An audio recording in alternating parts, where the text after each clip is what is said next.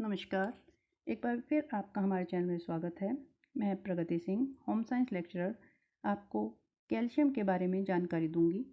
सभी खनिज लवणों में से कैल्शियम शरीर के लिए सबसे अधिक महत्वपूर्ण माना जाता है। शरीर में उपस्थित समस्त लवणों का आधा हिस्सा लगभग 2% कैल्शियम ही बनाता है, क्योंकि यह अधिक मात्रा में उपलब्ध होता है। एक नए जन्मे बच्चे में सामान्य रूप से 28 ग्राम कैल्शियम संचित होता है तथा एक 60 किलोग्राम वाले अडल्ट व्यक्ति के शरीर में 1200 ग्राम तक कैल्शियम उपस्थित रहता है। शरीर में उपलब्ध पूरे कैल्शियम का 99% हड्डियों और दांतों में उपस्थित होता है। शेष 1% शरीर की कोशिकाओं के बाहरी तथा आंतरिक रसों और नर्म तंतुओं में होता है। कैल्शियम के कार्य। कैल्शियम का मुख्य कार्य हड्डियों व दांतों का निर्माण करने में सहायक होता है। अगर देखा जाए, मनुष्य का शरीर हड्डियों का ढांचा होता है। गर्भावस्था के दौरान ही भ्रूण में एक पदार्थ बनना शुरू होता है जो लचीला और मजबूत होता है। इसको प्रोटीन मैट्रिक्स कहते हैं। हड्डियों के ढांचे जन्म से पहले कार्टिलेज से बनते हैं, परंतु जन्म के बाद इसमें कैल्शियम और फास्फोरस कैल्सीकरण की क्रिया करते हैं, जिससे हड्डियां मजबूत बनना शुरू हो जाती हैं। इसी कारण हड्डियों के ढांचे में कठोरता आती है। दांतों के निर्माण में सहायक।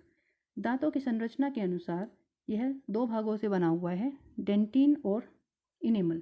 डेंटिन में 27% कैल्शियम होता है, जबकि इनेमल में 36% तक कैल्शियम होता है।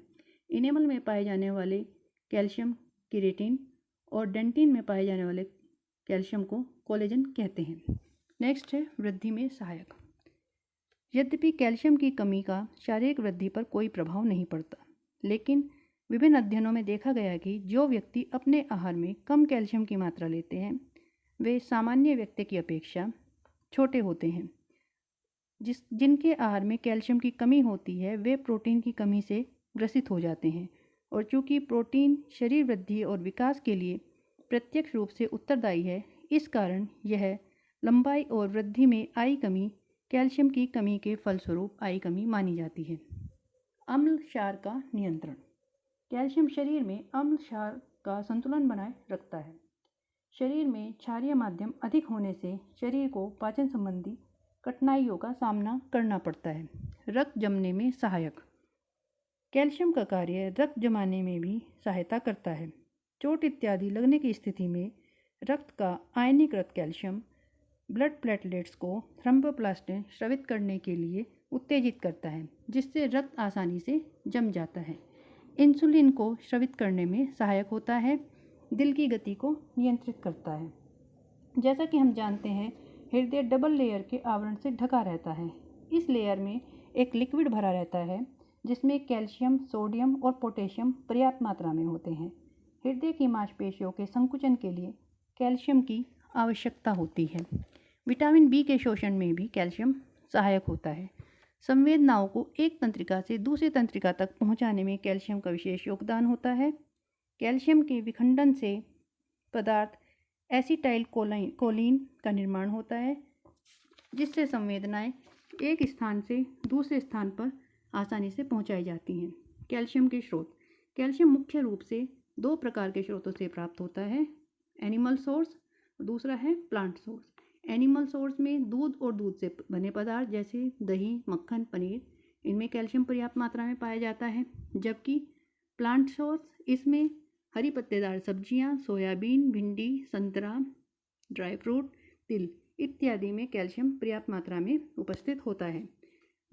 ICMR, Indian council medical research ने 2010 में कैल्शियम की दैनिक प्रस्तावित मात्रा प्रस्तुत की है, जिसके अनुसार जन्म से 1 वर्ष के बच्चे को 500 मिलीग्राम प्रतिदिन कैल्शियम की आवश्यकता होती है। 1 से 9 साल के बच्चे को 6 से 600 मिलीग्राम प्रतिदिन कैल्शियम की आवश्यकता होती है। 10 से 17 साल के बच्चे को 800 मिलीग्राम प्रतिदिन कैल्शियम की आवश्यकता होती है, जबकि 18 तथा इससे ऊपर की आयु के व्यक्ति को 600 मिलीग्राम प्रतिदिन कैल्शियम की आवश्यकता होती है। इसके विपरीत गर्भावस्था और स्तनपान की अवस्था में कैल्शियम की मात्रा बढ़ जाती है, जिसकी वजह से यह प्रतिदिन 1200 मिलीग्राम प्रतिदिन होती है। यदि पर्याप्त मात्रा में भोजन में कैल्शियम सम्मिलित ना किया जाए तो शरीर कई प्रकार की बीमारियों से ग्रसित हो जाता है, जैसे बच्चों में कैल्शियम की कमी से रिकेट्स नामक रोग हो जाता है। इसमें कैल्सीकरण की क्रिया कम हो जाती है, टखने और कलाई बढ़ जाते हैं, हड्डियां मुड़ने लगती हैं, टांगें कमज़ोर हो जाती हैं, पैर धनुषाकार हो जाते हैं, छाती की हड्डियां पोली हो जाती हैं। इस रोग को रिकेट्स कहते हैं। ओस्टोमलेशिया, प्रौढ़ावस्था में कैल्शियमहीनता से अस्थि दौर्बल्यता आ जाती है, इसे ओस्टोमलेशिया कहते हैं। पुरुषों की अपेक्षा स्त्रियों में यह स्थिति अधिक दिखाई देती है।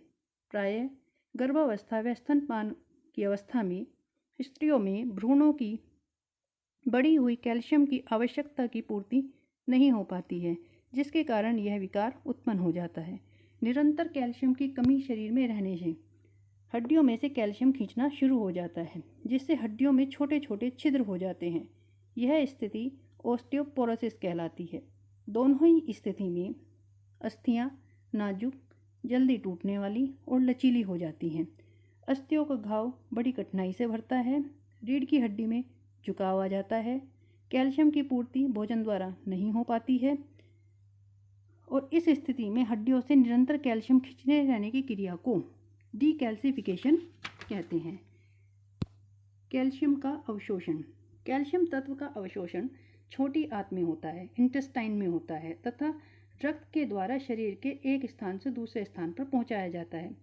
शरीर में अतिरिक्त कैल्शियम हड्डियों में इकट्ठा हो जाता है तथा कैल्शियम की जब आवश्यकता होती है तो दोबारा ये हड्डियों से निकलकर कैल्शियम रक्त में आ जाता है। लेकिन दांतों में उपस्थित कैल्शियम ज्यों का त्यों रहता है, यह स्थायी रूप से प्रयुक्त होता है। हड्डियों में कैल्शियम का लगातार आना जाना लगा रहता है, इसी कारण हड्डियों को कैल्शियम का भंडार कहते हैं। शरीर में पैराथायराइड ग्रंथि अपने हार्मोन द्वारा रक्त में कैल्शियम की मात्रा पर नियंत्रण रखती है। पैराथायराइड हार्मोन रक्त में कैल्शियम की मात्रा 9 से 11 मिलीग्राम पर 100 ml बनाए रखती है। जो कैल्शियम अवशोषित नहीं होता है वह मलमूत्र के माध्यम से शरीर के बाहर निकाल दिया जाता है। कैल्शियम के अवशोषण को निम्न कारक प्रभावित करते हैं, जैसे विटामिन डी कैल्शियम के अवशोषण को बढ़ाती है। लैक्टोज शर्करा से भी अवशोषण में मदद मिलती है। आहार में प्रोटीन की अधिकता अवशोषण को बढ़ावा देती है। इसके विपरीत रेशेदार पदार्थ की अधिकता होने पर अवशोषण कम हो जाता है। Oxalic acid, phosphate, phytate acid जो दाल में उपस्थित होता है, यदि हम दालें अधिक मात्रा में खाते हैं तो कैल्शियम के अवशोषण में बाधक होती है। ये भी माना जाता है कि कैल्शियम और फास्फोरस का अनुपात जो कि 27:73 होता है, सही अनुपात में ना होने पर भी कैल्शियम का अवशोषण प्रभावित होता है। ये थी आपकी कैल्शियम से संबंधित संपूर्ण जानकारी। Thank you.